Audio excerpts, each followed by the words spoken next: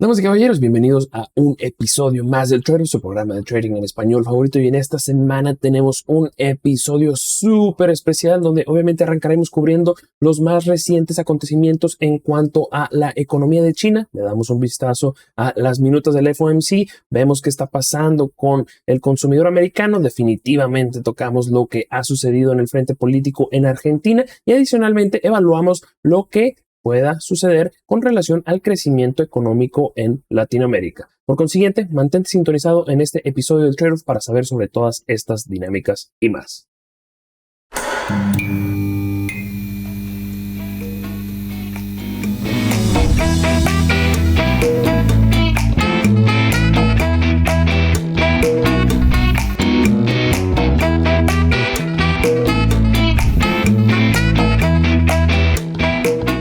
Mi queridísima audiencia del Foro, es de verdad todo un placer estar de vuelta con todos ustedes en este episodio, el cual, bueno, como siempre son uno especial. Y rápidamente le voy a dar la bienvenida a mis queridas compañeras del Trade-off. Tenemos ahí en pantalla a Javiera de Blue Chip Finance, tenemos a Gabriela de Inversiones y Trading. Señoritas, ¿cómo se encuentran? Todo muy Bien, bien. excelente. Excelente, todo muy bien. Bueno, tenemos ahí términos positivos. Yo les comento, ando ahí un poco acelerado. Traté de hacer unos cambios con la cámara antes de la grabación, pero se me complicó bastante la situación. Y bueno, obviamente esos factores siempre ahí traen un poco de nerviosismo adicional a las grabaciones, pero bueno, feliz de estar con ustedes aquí en este nuevo episodio y definitivamente muchísimo más feliz de estar aquí con toda la audiencia del Trade-off, la cual me recuerda hacer. Ya estoy mejorando mucho en esa cuestión de decirles que no se les olvide, si es que les gustan los episodios del Trader, pues que no se les olvide, obviamente, pues darle like, suscribirse al canal de YouTube, dejarnos sus comentarios, de verdad que los leemos, estamos ahí atentos a lo que ustedes nos compartan. También una dinámica que están implementando en la versión de inglés es solicitar a la audiencia si es que hay alguna o algún activo financiero el cual les sea de interés, pues nos lo pueden dejar ahí en los comentarios y podemos, en base a lo que bueno, se vaya solicitando, pues darle un vistazo, ¿no? En ocasiones posteriores. Entonces, bueno, ahí está abierta la invitación a que nos dejen sus comentarios y de verdad, como yo se los acabo de comentar y muy probablemente nos me hacen segunda aquí,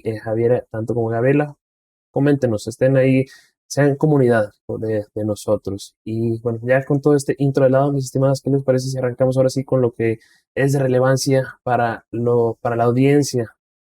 Sí, Sí, de todas maneras. Vámonos pues con todo lo que corresponde al ámbito global con macro explosivo.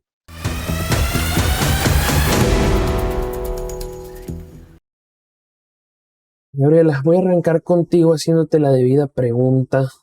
China. Ya aparentemente sonaron ahora sí ya con todas las alarmas, ¿no? ¿Qué hemos estado viendo?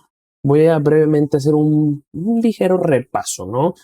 PMI, luego de 2 meses en terreno de expansión, una vez más cayendo en terreno de contracción, algo súper importante para una economía como la de China, las exportaciones, ya lo saben, es fuerte, es pues, prácticamente el principal exportador a nivel global, es la manufactura, bueno, es la manufactura, ¿cómo se diría? Sí, es la manufactura global cayendo sustancialmente, un declive de menos 14%, deflación, algo súper peligroso. Cuando hablamos de deflación es que ya hay algo bastante importante de trasfondo y no es positivo. Hablamos de los préstamos en su peor nivel del 2009. Hasta eso, lo habíamos visto la semana pasada, no acaban ahí las sorpresas, continúa los tropiezos, la actividad industrial considerablemente por debajo de las expectativas, las cuales, bueno, ahí esta se situó para el mes de julio en niveles de 3.7%. Ujú. Obviamente esto en China, sonando las alarmas, como ya lo había comentado, sale el Banco Central de China, el PBOC, en básicamente llevando a cabo el recorte de tasas más grande desde el 2020, ¿sí? Llevando a la tasa de referencia prácticamente a niveles récord de 2.5%. Yo creo que aquí, obviamente, una vez más, estamos hablando de que hay problemas serios. ¿Cómo estás tú evaluando de momento lo que está sucediendo en China? ¿Cuáles son las repercusiones de esto a nivel global? Hay que, obviamente, caer en o recordar más que nada que China no es cualquier cosa. Estás hablando de que es el segundo motor de la economía global y en algún punto, como yo creo que lo vamos a ver en más adelante en punto LATAM, pues va a tener implicaciones en las otras economías y bueno, vivimos en una, si bien se ha estado fragmentando un poco, pues estamos bastante interrelacionados, ¿no? Por consiguiente, platícame, ¿cómo ves esta situación? Sí, qué bueno que lo comentaste porque no sé si te acuerdas, pero hace como un mes atrás, en julio, Ujú, tuvimos un reporte que entregó Goldman Sachs respecto a la economía china y tuvimos a los chinos refutando ese reporte en donde se hablaba de todas las preocupaciones que para ellos estaban vigentes por el desempeño que estaba teniendo la economía. Y claro, si nosotros miramos un mes después empezamos a tener datos que cada vez son peores a los anteriores, entonces ya no hay que desmentir nada, prácticamente estamos viendo lo que se nos había dicho en ese reporte de Goldman Sachs en julio. Entonces, ahora además creo que la situación es un poco más compleja, porque en estos últimos días también hemos tenido bastante información respecto al impago de productos de inversión por parte de algunas que son las principales sociedades fiduciarias chinas y también hemos visto caída en los precios de la vivienda que han también agravado el temor a la crisis que había en el sector inmobiliario y que ahora también está impactando bastante a toda la economía en términos generales. Y como bien dices tú, China es la segunda potencia del mundo, no es cualquier país. De hecho, nosotros lo sentimos un montón porque varían muchísimo los movimientos de los precios de las materias primas. ujú. Y así también hemos estado viendo como, por ejemplo, a raíz de las caídas de las materias primas, ha caído el dólar australiano, ha caído el dólar neozelandés. ¿Por qué? Porque son muy dependientes también del comercio que tienen con ese país. Mientras ese país no logra alcanzar las cifras de crecimiento proyectadas, o genera alguna preocupación en torno a poder alcanzarlas, más débiles están las materias primas y más débiles están esas economías tan dependientes de China. Y ojo que también tuvimos hace el día de hoy, en realidad, el día de hoy, información proveniente desde Morgan Stanley, que ahora Morgan Stanley también cree que China no va a alcanzar el objetivo de crecimiento para este año, lo que son declaraciones también bastante duras y se unen un poco a lo que Goldman Sachs nos venía alertando en julio de este año. Así que yo lo veo un poco complejo, la verdad. Veo complejo a la situación, están tratando de salvar a como de lugar y no sé si lo van a lograr. Me encanta aquí que estableces las relaciones que tiene como impacto China. Definitivamente no es algo que va a quedar segmentado en una sola región y es algo que lo vamos a ver a lo largo del globo y definitivamente sí, bueno, mucho había bajo esa milagrosa reapertura, mucho entusiasmo no está sucediendo, a modo contrario, pues está Mm. cayendo todo el asunto. Y pues problemas serios porque hay que recordar que China está tratando de, en cierta manera, transformarse un tanto, transformar un poco su economía. Obviamente, ¿qué quiero decir con esto? Obviamente son conocidos por ser industriales, manufactureros, Claro. quieren salir de eso, porque al final del día, en ese nuevo rol el cual ellos quieren fungir, pues no van a ser ese representante si es que todavía siguen siendo la manufactura.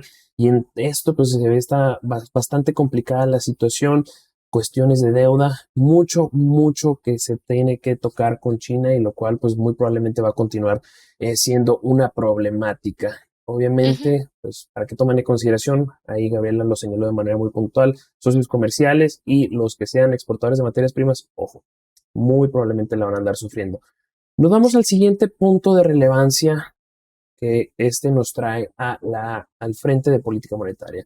Javier, vamos a discutir un poquito las minutas que se presentaron este pasado miércoles, las cuales van con relación a la decisión de política monetaria por parte de la Reserva Federal de Estados Unidos durante el mes de julio, el cual ahí el Banco Central procedió con un incremento de 25 puntos base. Se tenía un tanto esperado que tras la pausa del mes de junio, pues reactivaran y en base con lo que habían comentado, ¿no? Que en junio presentaron ese mapa de puntos, el cual, pues, en teoría ellos le andaban apostando a toda, o no apostando, presentando una visión de que había todavía en camino dos más, por consiguiente julio era el escenario en el cual se iban a entregar esos 25, por los primeros 25 puntos base. Obviamente, ahora lo que resulta de amplio interés y tratar de encontrar en las minutas es qué tanto es que todavía consideran los mandamases de política monetaria por parte de la Reserva Federal de Estados Unidos que tiene que estar la tasa de interés en niveles elevados o si es que existiera todavía la necesidad de adicionales o que tanto se va a mantener en niveles elevados. Obviamente lo que podemos extraer de estas minutas es que, bueno, todavía los miembros del comité, por así decirlo, ven los riesgos sesgados al alza con relación a las presiones inflacionarias. Y en cierta manera yo personalmente también lo estaría. Cuando hemos estado observando la batería de datos económicos que se han estado presentando en Estados Unidos, digo, la economía está un tanto, si bien no caliente, no se está enfriando como debería en teoría, debido a que estamos hablando de un ciclo de restrictivo, de los más agresivos en múltiples décadas. Digo, la economía no debería estarse manejando de esa manera. Y obviamente, yo creo, bueno, para aterrizarlo ahí, yo creo que sí está justa esa preocupación. Quiero otro punto, antes de que te pase el micrófono, es la cuestión de que, bueno, si bien esto es lo que principalmente se presentó, también ahí hubo una disidencia, ¿no? En donde un par, en cierta manera, consideraron que se debía haber mantenido la tasa de interés sin cambios. Por consiguiente, quiero conocer cómo es que estás viendo tú estas minutas, qué información te han proporcionado, por así decirlo. Yo siento que la incertidumbre que habíamos comentado el jueves pasado para los que pudieron participar sigue latente. Wall Street sigue mixto. Creo que hay datos que apuntan a que debiese ser más restrictiva la tasa, hay datos que apuntan a que debiese tener más cautela. Por ejemplo, el tema del debilitamiento de la economía china podría indicar un sentimiento de más cautela frente a ser tan restrictivo en el tema de las tasas de interés. Por otro lado, también fue menos de lo esperado la solicitud de subsidio por desempleo. Entonces, estamos viendo datos que podrían potenciar a continuar el alza de las tasas de interés, pero también hay que tener precaución y cautela frente a temas económicos como lo que estamos viendo también en China. Por otro lado, también se comentó que existen aún, están latentes los riesgos de alza, de inflación.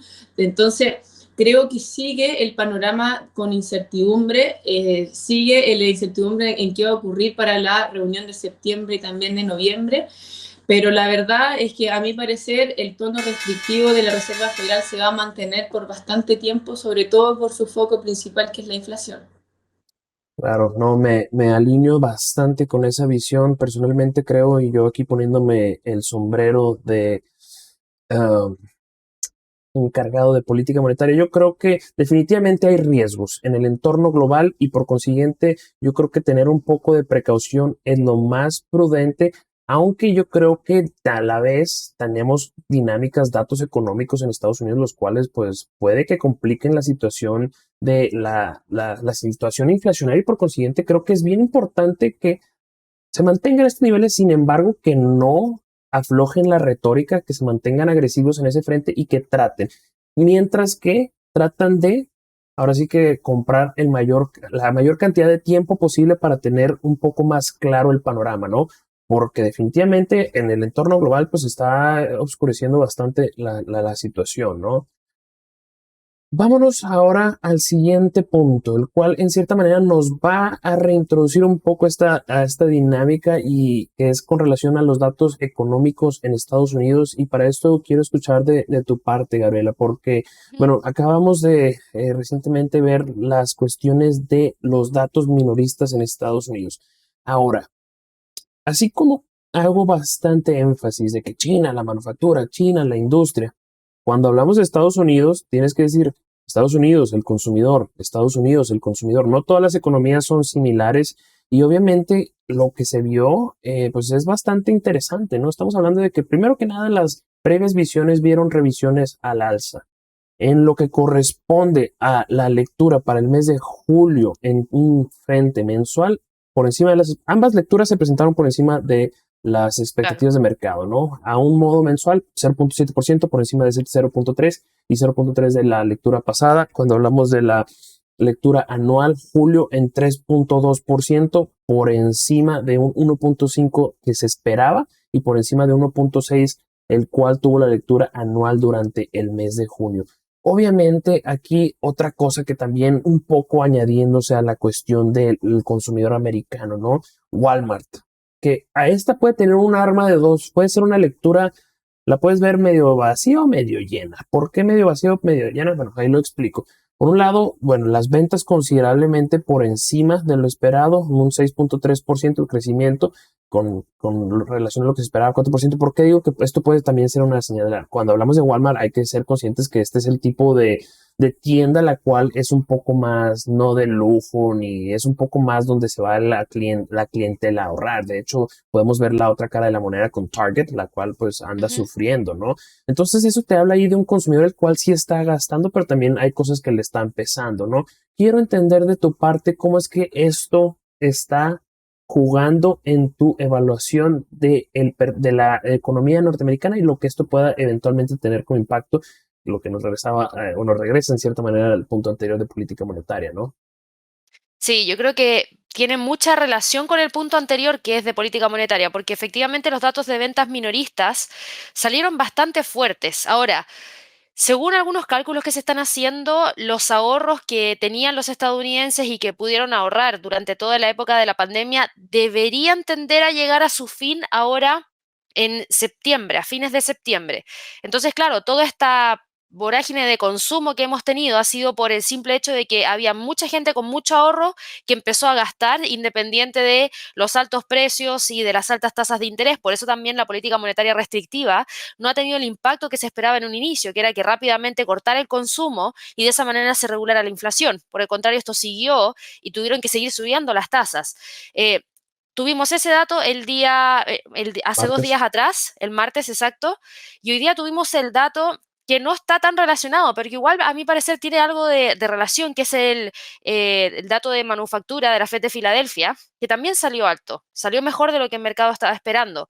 ¿Y por qué lo menciono? Porque si ese dato sale alto, quiere decir que también el sector manufacturero está viendo la demanda y está produciendo al ritmo de que hay demanda y eso también nos lleva a tener un mercado laboral que debería seguir por lo menos en este momento sólido. Entonces yo no vería más gente desempleada, seguiría viendo gente empleada con un salario por el cual todavía pueden gastar. Entonces creo que todavía existe el riesgo de que quizás se tenga que aplicar algún tipo de alza para el cierre del año. Yo no lo descartaría al 100% porque dependemos mucho de los datos que se vayan a reportar ahora en el mes de septiembre. Con todo lo que hemos visto de las ventas minoristas, este dato de manufactura, unas nuevas solicitudes de desempleo que siguen estando bajas porque han venido bordeando entre los 200.000 y 250.000, que es suficiente para mantener la tasa de desempleo igual de baja como la hemos tenido hasta ahora.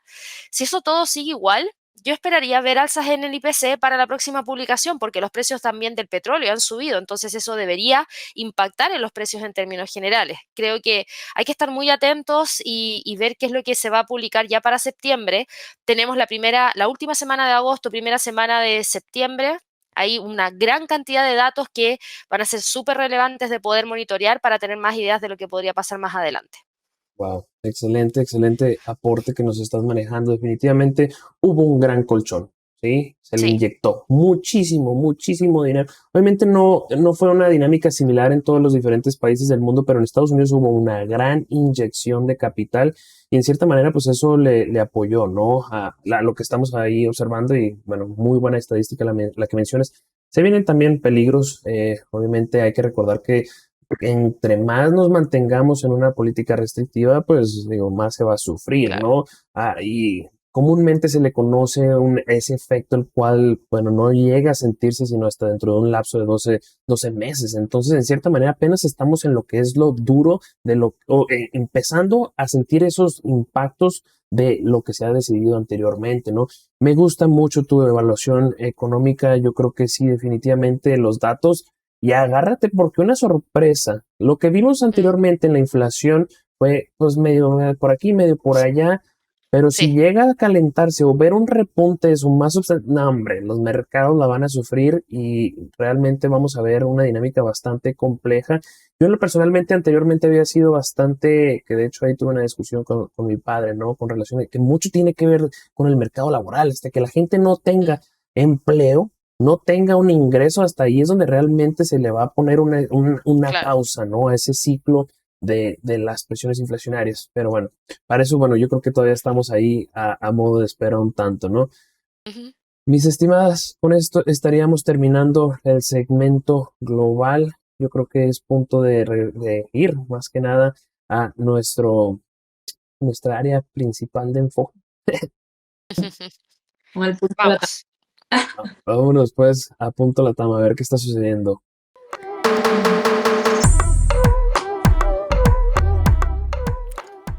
Yo creo que hablar de Latinoamérica esta semana sería injusto si no tocáramos la cuestión de Argentina, ¿no? Argentina, y aquí obviamente tengo que hacer primero que nada un aviso de riesgo. No soy un experto en cuestiones políticas de Argentina, ni menos. Pero bueno, yo creo que han surgido bastantes cosas de suma relevancia, ¿no? ¿Qué es lo que hemos observado? En primera instancia, bueno, lo más claro, el resultado inmediato es la alarma, ¿no? Que se ha presentado en Argentina luego de una devaluación del peso argentino de prácticamente más de 20%, el cual obviamente es en cierta manera un resultado de lo que tiene que ver también con la cuestión política. Y bueno, antes que le continúe, nos vamos a extender muy probablemente en este punto. Vale, estamos hablando de una situación en la cual pues se han estado las reservas desgastando sumamente en tratar de mantener el tipo de cambio. La inflación sube y continúa bastante en terrenos no hablamos de dos dígitos, que dos dígitos era cuando es algo que en el resto del mundo estamos hablando de súper elevado. Acá estamos hablando de tres dígitos por encima de esos niveles de 100%.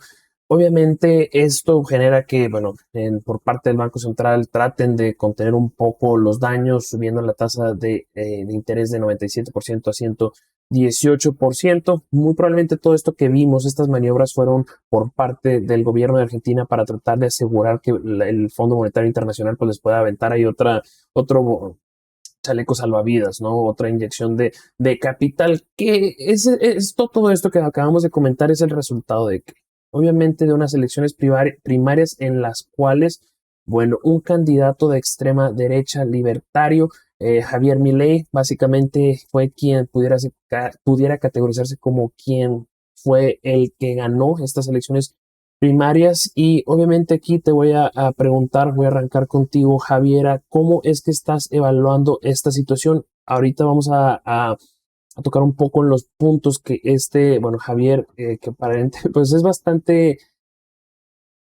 es un personaje bastante interesante, vamos a ponerlo de esa manera. Quiero escuchar de momento cómo estás tú viendo, monitoreando esta situación, y luego posteriormente vamos ahí a lo que él propone. Aquí en Latinoamérica, Argentina y Venezuela son dos casos económicos que para mí son casos de estudio. Argentina ha soportado una crisis económica durante décadas. Como tú acabas de comentar, efectivamente el peso argentino está desplomado, una inflación de 115% anualizado, una deuda altísima también con el Fondo Monetario Internacional. Y siento que en las elecciones se vio reflejado un poco como en la situación, el sentimiento, Frustración. claro, la desesperación, pero el sentimiento de las personas por realmente querer un cambio radical.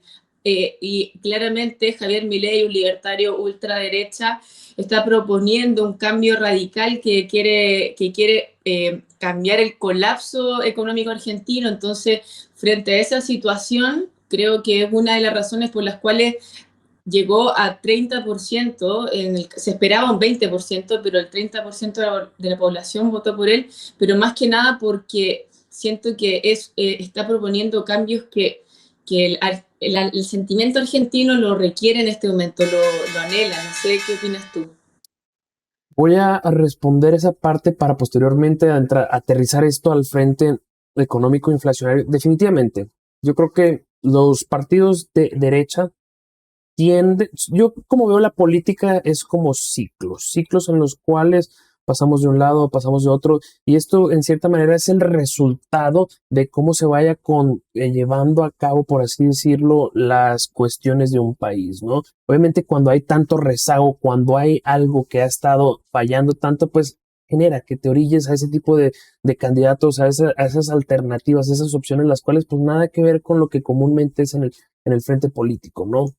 Ahora, vamos a aterrizar esto y bueno, antes de que le pasemos ahí la palabra a Gabriela, yo creo que este siempre va a ser un problema cuando hablemos de partidos ya sea de derecha o izquierda. Siempre se va a polarizar algo y por consiguiente, conforme si se carga mucho a un lado o si hay un mal manejo por parte de políticos, esto puede generar que terminemos dándonos un fuerte movimiento hacia algo radical, ¿no? Yo creo que ese es el problema de la polarización, ya sea de derecha o de izquierda. Y bueno, vamos ahí, obviamente, esperar a ver las situaciones, ¿no? Las ramificaciones de esto, ¿no? Ahora, Gabriela, ¿qué es lo que viene a proponer este Javier Milei? Bueno, son propuestas las cuales no son sencillas y tienen una pueden tener impactos bastante sustanciales. En primera instancia, la dolarización de Argentina. Sí, esto yo creo que a modo inicial, pues obviamente te da esa estabilidad que ya cuando estás en un territorio hiperflacionario ya no puedes hacer nada, no puedes planificar, no puedes pronosticar, no puedes realmente desarrollar, no puedes que se dé un sano desarrollo económico. En cierta manera, la dolarificación puede dar esa tranquilidad momentánea. Sin embargo, estamos hablando de que estás tratando de llevar a cabo las actividades económicas con la divisa de otro país, donde si bien a modo inicial puede funcionarte, luego eventualmente puede que no juegue a tu favor, puede que esa divisa se valorice sustancialmente, puede que se deprecie y eso te puede jugar tanto a favor como en contra y si tú no tienes el control, pues estás a merced, ¿no? Eso yo creo que es bastante peligroso. Inicialmente, pues le da ese posible camino, ¿no? Para poder reivindicarse, pero también va a eventualmente traer sus propios riesgos. Eliminar al Banco Central también es otra cosa bastante compleja. ¿Cómo ves tú estas cuestiones, Gabriela? Uf, es que mira, yo creo que el tema de la dolarización en Argentina ya le vienen dando vueltas hace mucho tiempo. De hecho, si tú vas a cualquier librería en Buenos Aires o en Mendoza o en cualquier ciudad de Argentina, te vas a dar cuenta que hay por lo menos unos 10 libros que hablan de la dolarización, porque hace rato que están cansados de ver ese peso que no les sirve para nada y que cada vez es más débil de lo que era antes. O sea, yo tuve la oportunidad de ir 2 veces en Argentina en un plazo de 12 meses y era increíble la devaluación. Para uno que es extranjero da lo mismo, porque nosotros vamos con pesos chilenos y nuestros pesos son mucho más fuertes, o vamos con dólares y son mucho más fuertes que la moneda de ellos. Por ende, a nosotros nos conviene ir para allá en cualquier momento, siempre y cuando su peso siga cayendo. Pero estando allá y ver ese impacto, y tú dices, bueno, entonces la gente, ¿cómo cómo lo hace? Muchos le han dado la vuelta al tema de la dolarización y yo creo que Milei por lo mismo se tiró para ese lado independiente de lo fácil o difícil que sea aplicarlo. Yo creo que es porque él viene escuchando lo que la gente quiere y como Ujú. mucha gente ha ido a favor de eso, dicen, ok, vamos para allá y él aprovechó esa arma y ahora la tiene que llevar a cabo si es que logra salir presidente. Yo creo que es algo que va a ser complejo, como dices tú, no es fácil dolarizar un país. El Salvador lo hizo de una manera bastante especial, en donde dio la elección de quienes querían Ujú. seguir con su moneda local o elegir al dólar. Yo creo que quizás por ahí podría tirarse en una primera instancia para poder ejecutar un tipo de medida de esa, pero claro que es complejo. Y en cuanto al tema del Banco Central, nosotros estamos tan acostumbrados a que un banco central funcione y que nos ayude para poder crear estabilidad en la economía, porque los bancos centrales, por lo menos los que nosotros conocemos, el chileno, el de Estados Unidos y otros más también, son autónomos, son independientes del gobierno de turno, pero en el caso de Argentina no pasa eso, no es independiente del gobierno de turno. Entonces, claro, viene aplicando medidas también bajo el mando de alguien que le viene diciendo qué es lo que tiene que hacer y no necesariamente es lo mejor para toda la economía. Entonces, yo creo que también vienen en una respuesta a todo lo mal que lo han pasado en estos años y que también podría llevarlo a tomar esa decisión de eliminarlo por completo, aunque yo creo que lo que deberían tratar de hacer es generar la autonomía que requiere un banco central para poder aplicar las políticas que nos logran llevar a esa estabilidad que hemos visto que otros bancos sí son capaces de hacer. Voy a enfocarme y de hecho quiero posteriormente regresar contigo, Javier, a ver si quieres añadir algo en cuanto a estos puntos. La cuestión de la autonomía. Al final del día, sabemos que los políticos te van a endulzar el oído con lo que tú quieres escuchar, como tú muy bien lo estás mencionando a lo mejor, y por eso es el caso de Javier Milei tratando, independientemente de la viabilidad o las Ujú. ramificaciones o las consecuencias. Obviamente, cuando al gobierno le das también la capacidad de controlar el dinero, digo, por ahí yo creo que va la problemática y en cierta manera, pues, yo creo me alineo bastante, ¿no? A lo mejor y que, bueno, en estos casos ya tan extremos, ya cuando está todo tirado a la basura, no por decir a la basura, pero ya cuando son los daños bastante sustanciales, a- alternativas extremas, pues puede que sean los casos adecuados, ¿no? Pero eventualmente un retorno a ello yo creo que sería lo adecuado y obviamente asegurándose que se dé la autonomía, ¿no? Es sumamente importante. Una vez más, luego los políticos si son buenos para decirte lo que quieres escuchar, imagínate luego también manejando otro tipo de cuestiones. ¿Cómo ves tú estas decisiones, Javiera?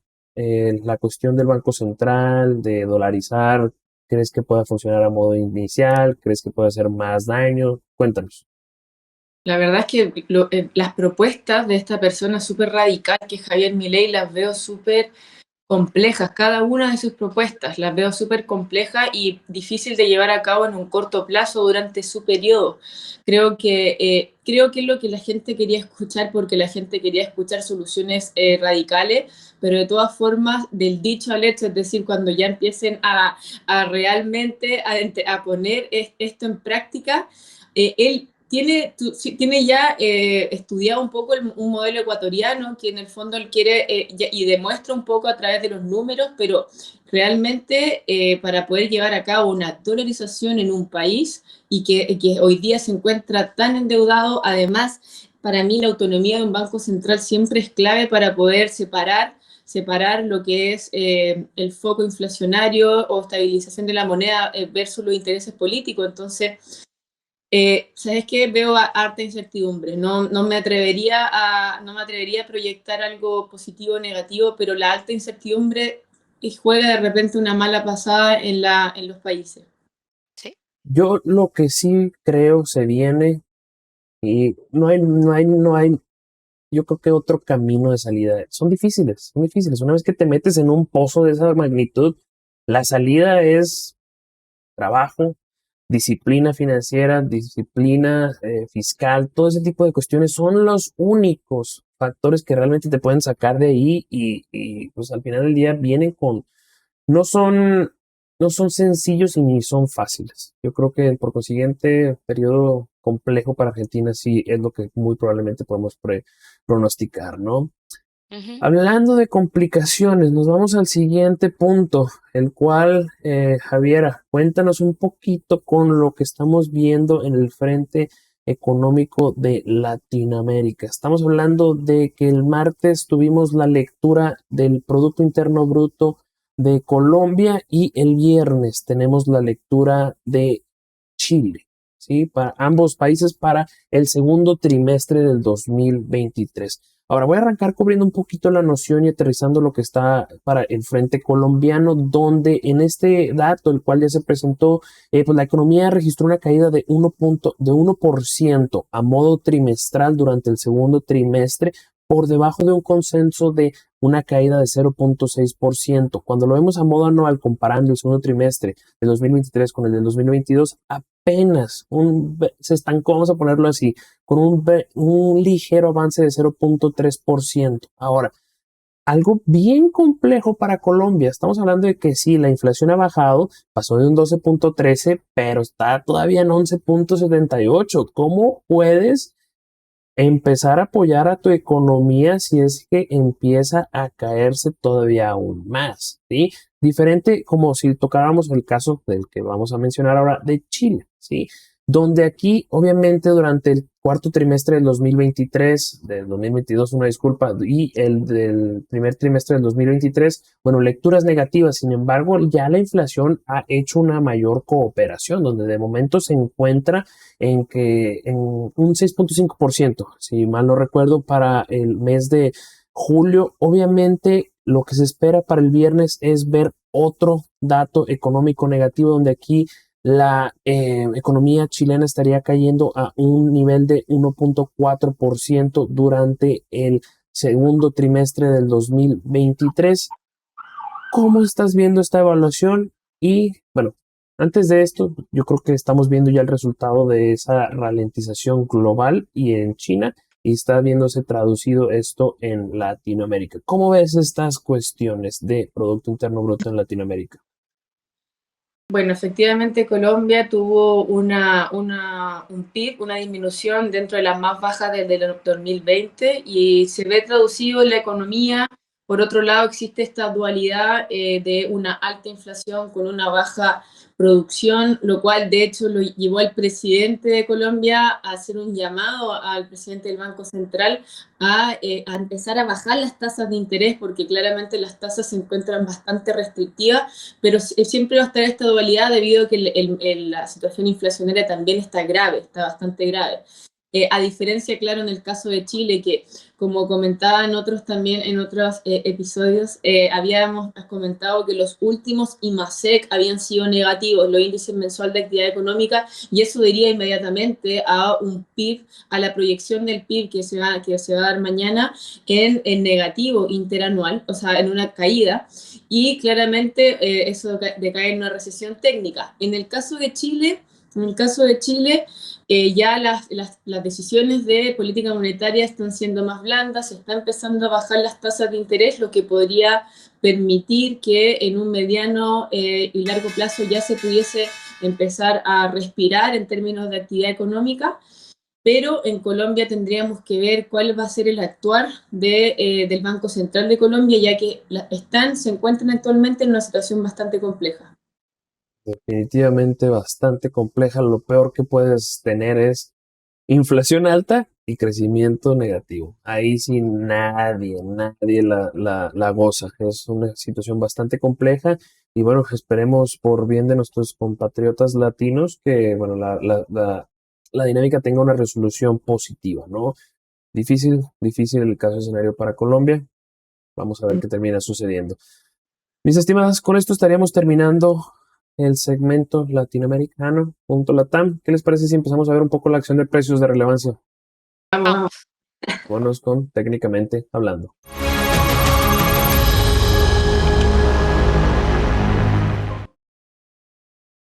Voy a arrancar para esta semana cubriendo una configuración la cual pues, no es positiva para el caso del Real Brasil de Brasil, donde aquí básicamente tenemos lo que viene siendo considerado como una cuña descendente, que es lo que bueno, connotación alcista, no es positiva para el Real de Brasil. ¿Qué es lo que nos indica esta configuración técnica? Cuando le lleguen a observar, básicamente esto te dice sí, ha estado cayendo el precio, sin embargo, pues no ha realmente estado abarcando mucho terreno y por consiguiente bajo una dinámica en donde, pues si uno no está realmente moviendo mucho la brújula para un lado, o la aguja, perdón, para un lado, muy probablemente el otro va a tomar posesión, ¿no? Y aparentemente estamos viendo una activación de esta cuña descendente. Obviamente esto estaría hablando de que se nos viene una debilidad para el Real de Brasil.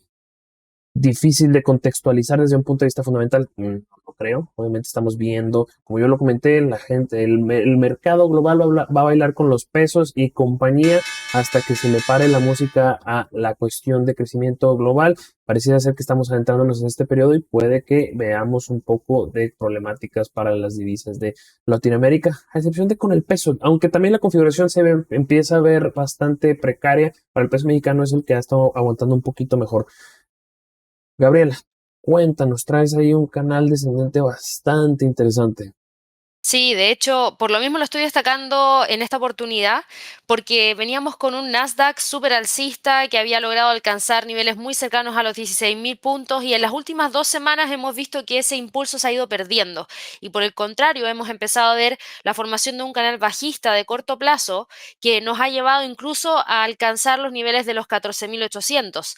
Podría incluso generar la ruptura de ese nivel y romper el canal y continuar cayendo si es que la presión dentro del mercado de la incertidumbre por lo que está pasando en China, las posibilidades de mayores alzas de tasas de interés en Estados Unidos continúan. Si eso se da, creo que podría existir mayor aversión al riesgo, salidas de las posiciones largas que estaban dentro del mercado accionario, específicamente en esos activos que componen al Nasdaq, y el precio podría tratar de continuar con esa presión hacia una línea de tendencia alcista que trae de más largo plazo, que es la que viene desde enero de este año. Así que yo le prestaría muchísima atención al primer nivel de soporte entre los 14.800 y el primer nivel del Fibonacci que está en 14.700. Me gusta. Obviamente aquí lo que quiero recalcar, vean cuál es la distancia en la que estaba el precio del promedio móvil de 200 periodos. Es Exacto. bastante alcista el asunto. Ujú. Javiera, cuéntanos, traes ahí al Russell. Nos mantenemos en el mercado bursátil americano, nada más que dando el enfoque ahora al frente de pequeña capitalización. Cuéntanos. Así es, de hecho todo lo que hemos conversado se ve reflejado en los precios del Russell porque desde mayo de este año ha tenido una un canal lateral ascendente y se vio una potente rotura en el soporte en la zona de los 1910, lo que a mi parecer, si se sigue vendiendo en este índice, lo podría llevar a acercarse a la zona de los 1830, pero eso todo va a depender de cómo vaya avanzando la economía y los indicadores en Estados Unidos, que es lo que estábamos comentando durante este capítulo. Lo que voy a hacer mención y que va un tanto en línea, tanto como tu perspectiva, Javiera, como la de Gabriela, de perspectiva técnica. Imaginen si llega a haber una sorpresa en el frente inflacionario al alza, una sorpresa considerable. Aguas con el riesgo por ahí. Y obviamente esto nos estaría llevando al final de nuestro segmento técnico. Mis estimadas, ¿qué les parece si nos la jugamos? Vamos. Vámonos.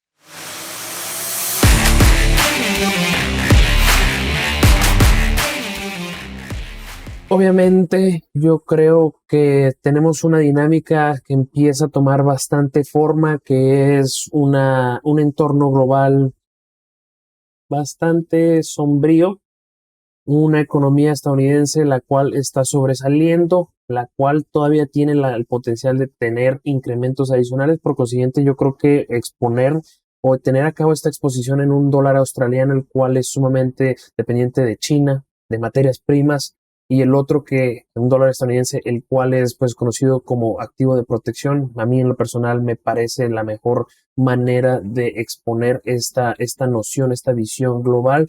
¿Cómo lo estaría jugando? Obviamente, yo creo que a niveles actuales llevar a cabo una exposición en corto, manteniendo nuestro nivel de invalidación por encima del retroceso de Fibonacci de 61,80 de la operativa alcista, básicamente que tomó lugar a partir de los mínimos del 2020, máximos del 2021, el 61,80. Ese nivel sería nuestro nivel de resistencia, hacia donde nos estamos viendo. Yo creo que hacia los mínimos registrados a finales del año pasado, cuando, bueno, tocó piso, por así decirlo, la cuestión de riesgo.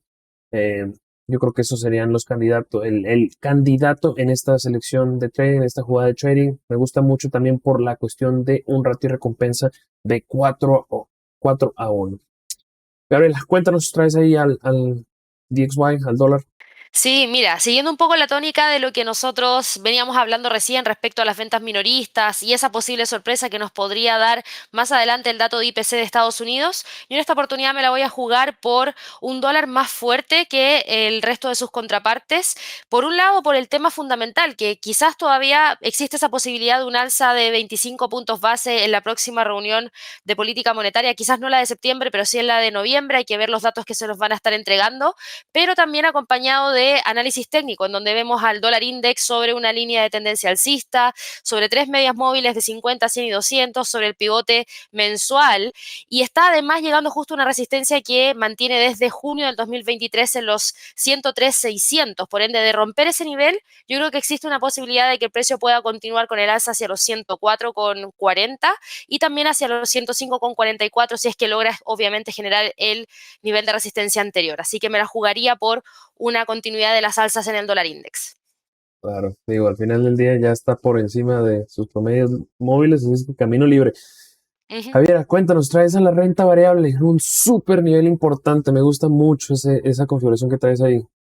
Así es, aquí tenemos al S&P 500. Bueno, también efectivamente con toda la incertidumbre que hay pudiesen darse distintos escenarios, pero mi jugada en este momento es un largo a la resistencia, que principalmente es porque se observa un canal lateral ascendente que podría rebotar en la zona de los 4.400, y si se confirma que la tendencia bajista ha terminado, sería una buena opción para comprar y para ir a tocar la resistencia del canal lateral ascendente en la zona de los 4.650. Creo que me la jugaría ahí con una jugada a largo de la resistencia. Interesante, bueno, ahí un decidente, alguien que se la juega por el riesgo. Yo creo que va a ser, y eso es lo bueno, ¿no? Al final del día, cuando tienes una perspectiva de una forma o de otra, puedes, digo, tomar el riesgo siempre y cuando te lo avale con un ratio de riesgo-recompensa. Digo, al final, son diferentes maneras de cómo puedes exponerte en el mercado, ¿no?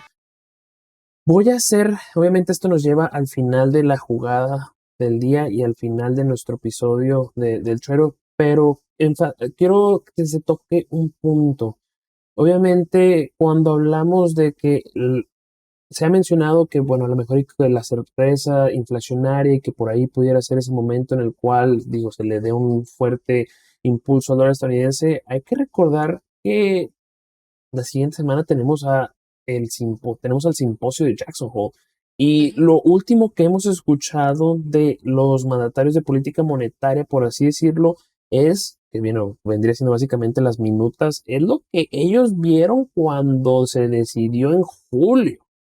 En estos últimos periodos, en estas últimas semanas, es cuando más han estado las sorpresas positivas por parte de la economía estadounidense. A lo mejor y hasta en Jackson Hole pudiéramos obtener ahí algo de interés.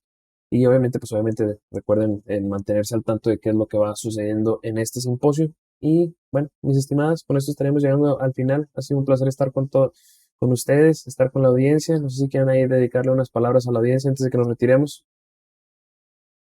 Bueno, en mi caso decirle a la audiencia que gracias por estar viéndonos, también que comenten lo que, o sea, de repente que quieren que comentemos las próximas semanas y también poner seguir acá al canal. Sí, ahí tomando un poquito lo que dice Javiera, sería bastante entretenido ver, quizás si es que ustedes mismos proponen algún tema ahí a través de los comentarios, ojalá que lo puedan dejar en los comentarios de este video, así también lo tomamos en consideración para la próxima semana cuando volvamos con el trade-off. Eso perfecto. Y ya las escucharon las señoritas. Nos vemos la siguiente semana. Que pasen una excelente tarde. Hasta luego. Chao, chao.